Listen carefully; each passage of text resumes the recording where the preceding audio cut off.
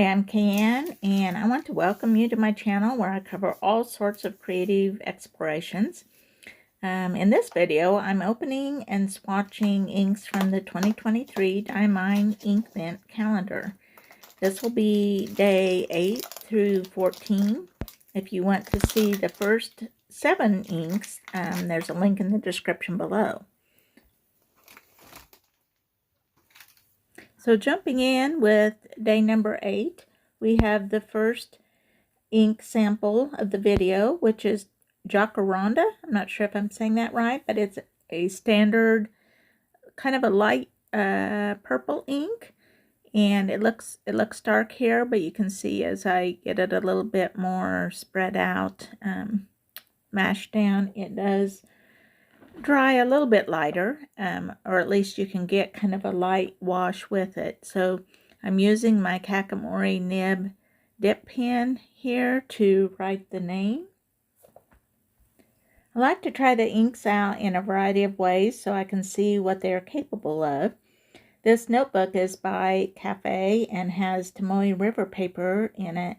It's a little A6 size that I thought would be really handy as a swatch book that I can refer back to and just have handy or even take to the store with me.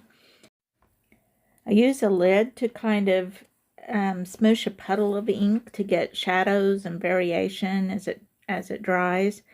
And I use my Kakamori brass nib dip pen, which I'll put a link to that in the description below too, to write the name and do a little sketching. I use a paintbrush then to check out how these inks will work to paint with. So I try them out in a variety of ways. I'm also being sure to remember to put a little, it's just a little page reinforcement, like notebook paper reinforcement tab. I'm painting with the color on the lid so that I can easily see which one it is from the top side. I'm also using my work planner notebook. This is actually for 2024, but it includes December, which I'm not using yet. So that makes a good place for me to swatch these colors as well. And then I'm pulling out my Strathmore Mixed Media notebook, which has a much different type paper. It's much more absorbent paper. And I'm trying out the inks in that as well. So I get a good variety of how these inks react in different situations and with different tools. I'm not really drawn to purple much. I don't use a lot of purples, but as purples go, this is a really pretty one. It's kind of a cool, more blue-toned lavender type purple. I do like how it looks on this mixed media paper, how it absorbs, that kind of softens the look of it a little bit, I think. So I do think it's something I'll use. It's not like my #1 favorite just because of the color, but I think it is useful, and I'm going to try out mixing it with some other colors here too. Because sometimes it's just nice to have something to mix in with something else to just kind of neutralize the color, or tone it down, or add a shadow, or things like that. So I see me using the purple more in those ways.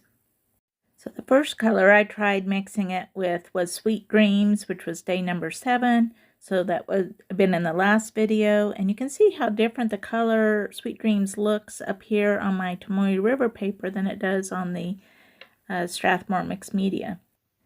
The next color I tried it with was day number 3, which was Nightfall, and is a dark blue.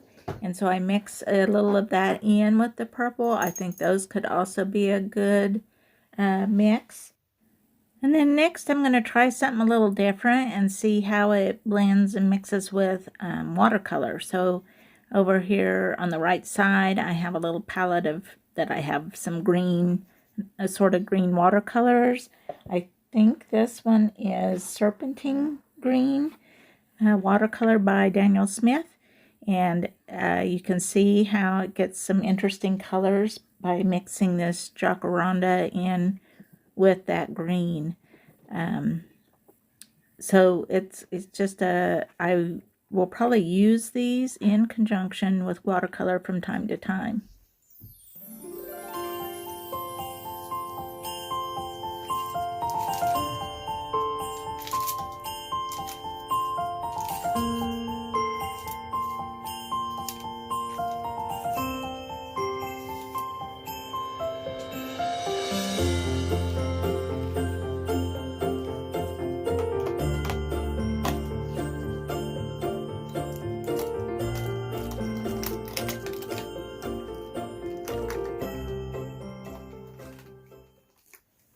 Moving on, we come to day number 9, which is going to be Moonbeam, and it says that it is a chameleon ink, which has a bit of shimmer to it.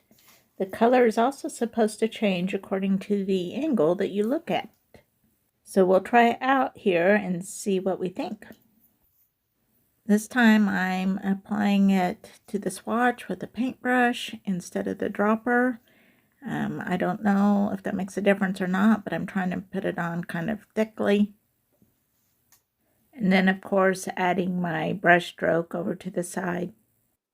Doing a little bit of play with my Kakamori nib and trying out it for writing and drawing with this, a bit finer tip than a brush.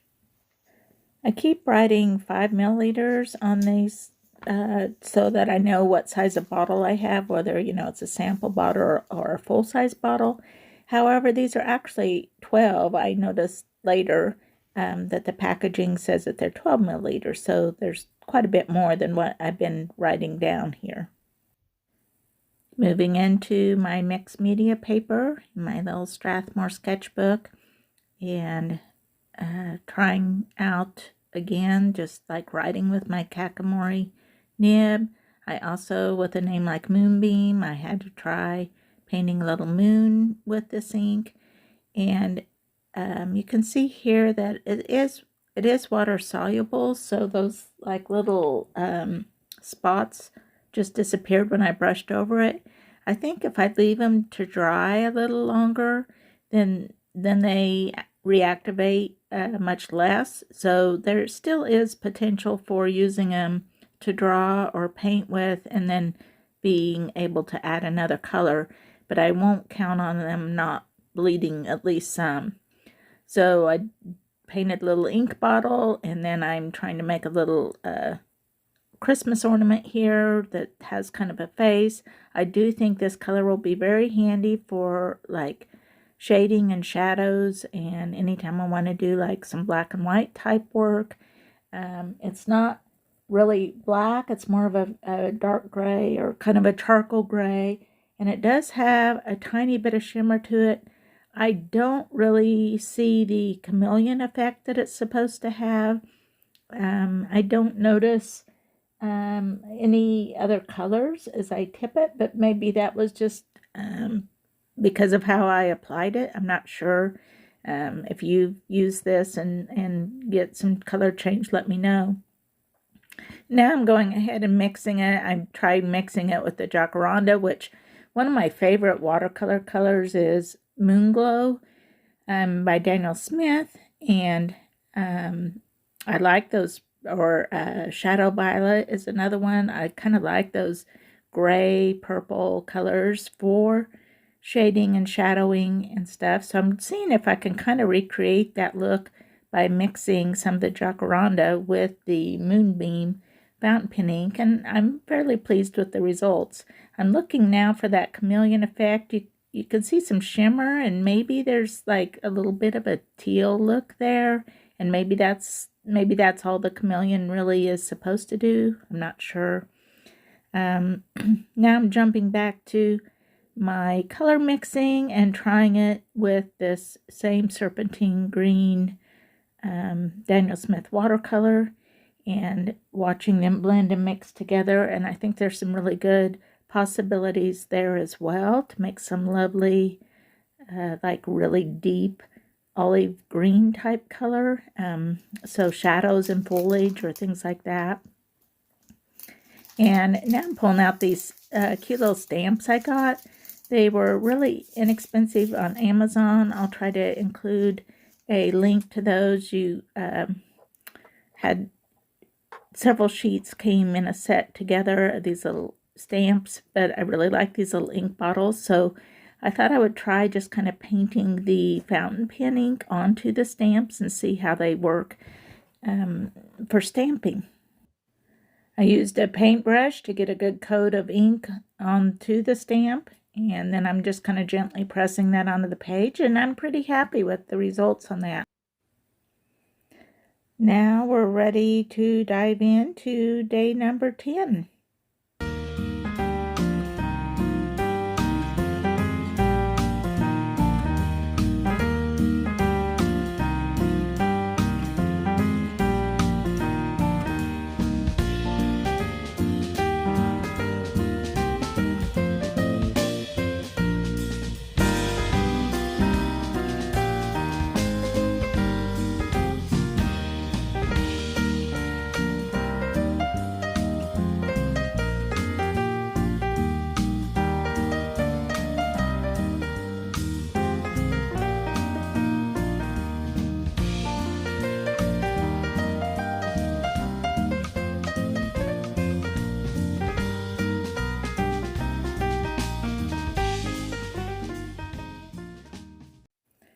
Day number 10 is Velvet Emerald, and it's the first one we've had that's even like close to a green, although this is really more of a teal color, I would say.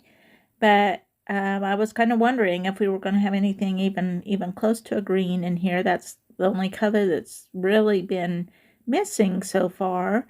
I'm still hoping that we get something that's a little bit of a greener green, but I am mixing it here with the Fortune's Gold, which was the first day that we opened, and it does make a pretty nice green by mixing it with that. This time I'm trying out mixing them actually in a palette and seeing what the results there are instead of just on the paper, and it does make a very beautiful green on there. So I'm adding that to my little mixing swatches in my swatch book. Now I'm pulling out Buck's Fizz, which was, let's see, it was day 6, and it's kind of a burnt orange color, so it also made some kind of interesting mixes with the Velvet Emerald. Now I pulled out my Hobonichi Weeks, which also has Tomoe River paper, and I'm just in the notes pages, kind of just making a little journal block I can use to, I don't know, write a list or anything like that I want to do, but I just thought it would be kind of fun to try this out in a way I might use it in the future. And so I just kind of had fun playing around with these and adding a little bit of the watercolor in and layering the ink on as it dried, and seeing how it reacts if I add it in wet or add it in on top of the dry. Now this said it was a standard ink, but yet I feel like there's some of that chameleon effect. You see some of that red shimmer in there as you tilt the page to different angles. As I move on to day 11, I'm having fun looking back at all the inks that I've gotten so far, and I think it's a pretty nice selection. Again, I would like to see some more greens showing up. Hopefully they will in the future. But now we're ready to open door number 11 and get out the next ink. This is Glacier, and it says it's a Star Bright ink, which I'm not familiar with, but I would imagine some sparkle and glitter with this.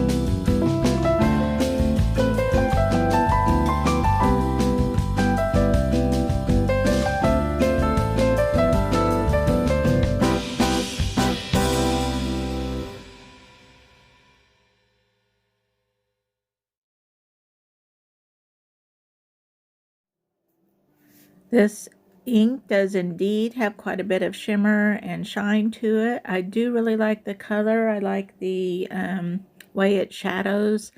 I'm not sure how it'll work. I kind of steer clear of things that are too shiny in my artwork because they're a little bit difficult to scan. But it is a very fun ink, and maybe will be fun to use just more as a writing ink. I do on the mixed media paper. I think it will be fine because it doesn't have quite as much shimmer there as it does in the Tomoe River paper. Moving on into day number 12, and this ink is Bah Humbug, and this is also a chameleon ink, so we'll see how it acts. It appears to be a pretty dark ink, maybe not quite as dark as Nightfall from day 5, but right up there. So the darker inks I really enjoy for writing. For painting, sometimes it's maybe a little bit much. It looks like, as I put it on here where I see all the inks together, it seems like kind of a darker version of Masquerade, which was on day 4. I do really like it. It's beautiful, rich, kind of a burgundy, a reddish brown color. And here I'm mixing it with the Bucks Fizz, and that does seem to mix well together.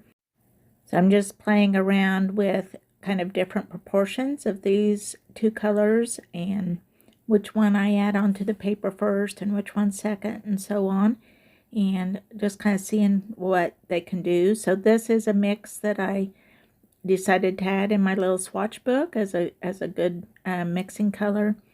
It is a little bit overpowering because it is kind of dark, so I have to be careful to add just a tiny bit in with the other colors. I'm also trying it with a little bit of the Fortune's Gold ink.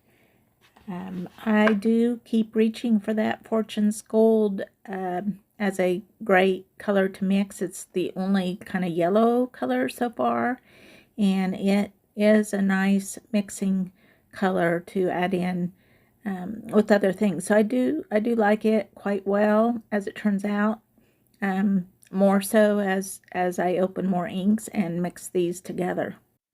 And finally, I'm also trying this color with a little bit of the watercolor and just kind of seeing what interesting colors I can come up with there. Making a little note in my swatch book about being careful not to mix too much of this, that it's a very overpowering color.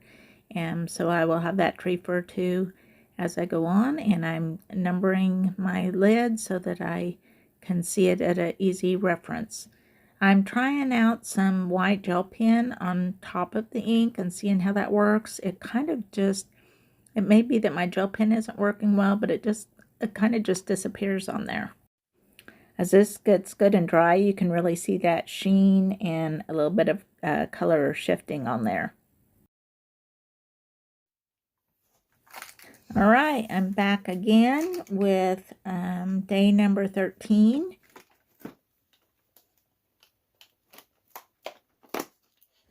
This is Weeping Willow, which is a standard ink, which I feel like pretty much just means it doesn't have all the shimmer in it, but it does sometimes have some interesting color shifting.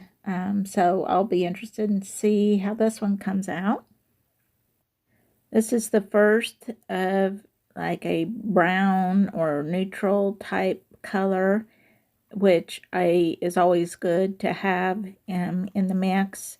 I have a Dusted Truffle ink from, I believe it was the 2022 Inkvent Calendar. At least it was a past Inkvent Calendar, which I did not get, but I did get the bottle of ink, and I really like it. So I'm kind of hoping that the Weeping Willow is somewhere along the line of the Dusted Truffle.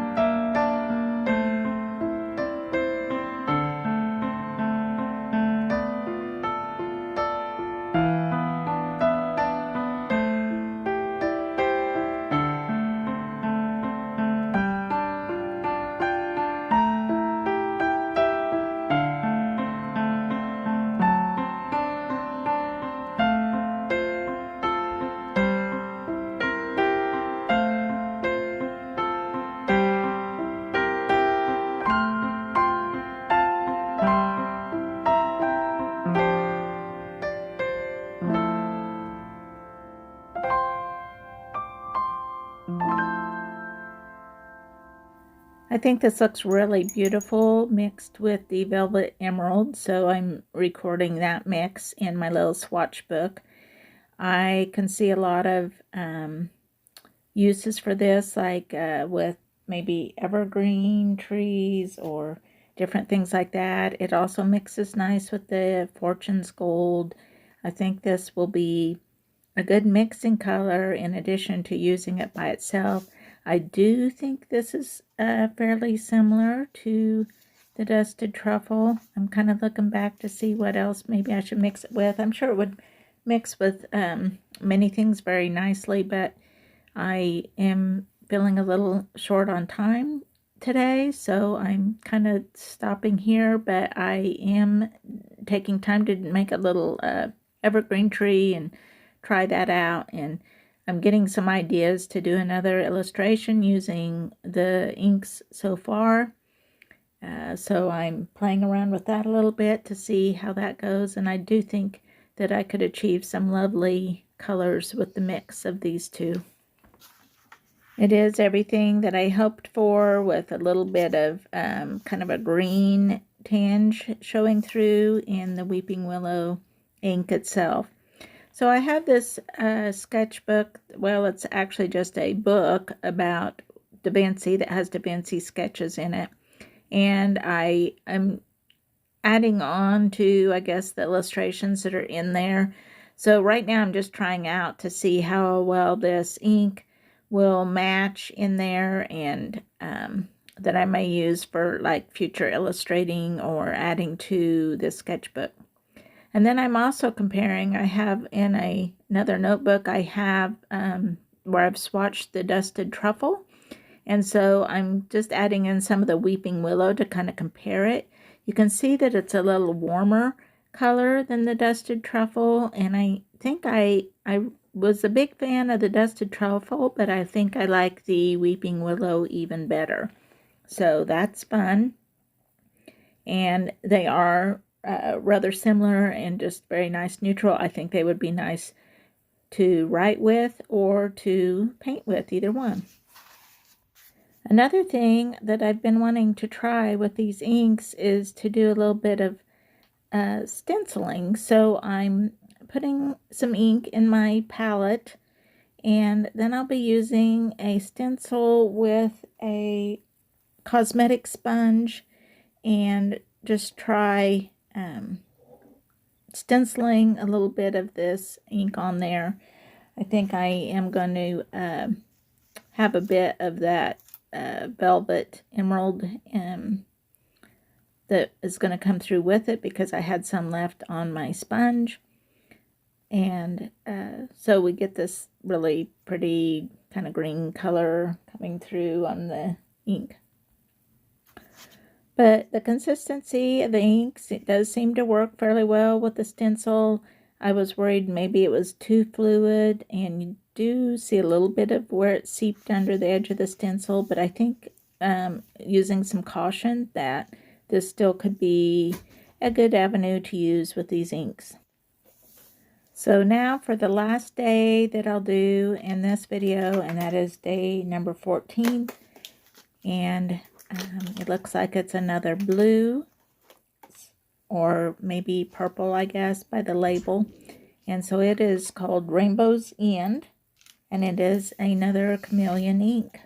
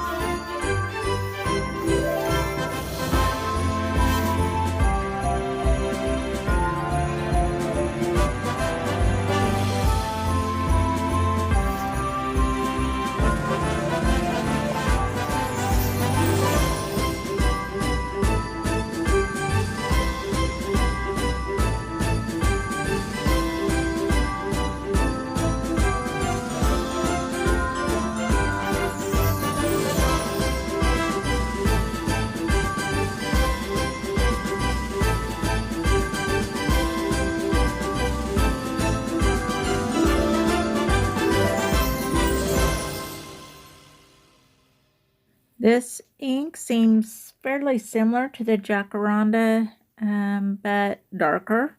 You can see the Jacaranda up there, the lavender color.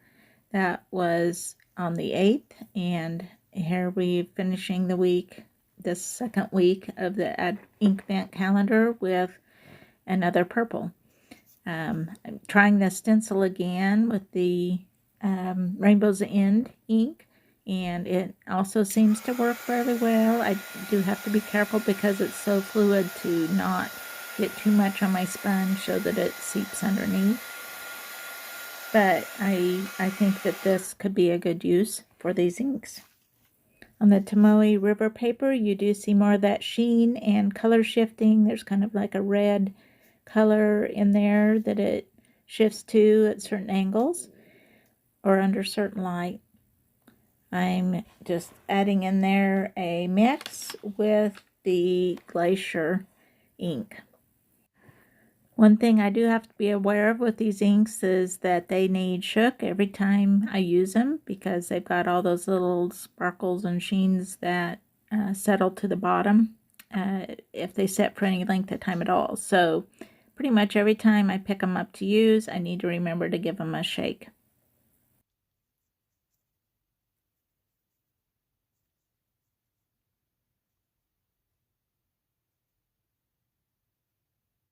So last week I did an illustration using the first 7 inks, and this week I want to do another illustration using the second set of 7 inks. And so I'm getting out my little palette and some water. I've already drawn a few little snowman illustrations with their ink bottles. I'm using Glacier as kind of the shading on what would be a white snowman, and also painting in the little snowflakes with that color as well. Then I'm using the Velvet Emerald with a little touch of the Weeping Willow in with it to just kind of neutralize it just a little bit. And then I also use some of the Moonlight to add some shading and shadow.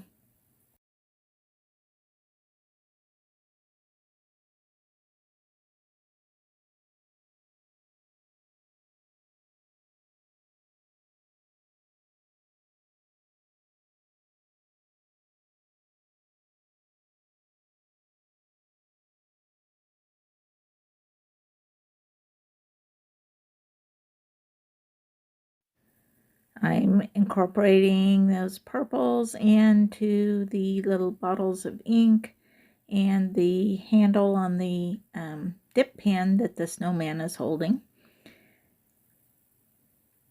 And then I'm using a little bit more of that Glacier to kind of add a shadow of where the tree and the snowman are sitting on the ground with just a touch of the Jacaranda mixed in with it. I used some of the Bah Humbug to, with a little bit diluted, and the Weeping Willow to do the branch arms on the snowman.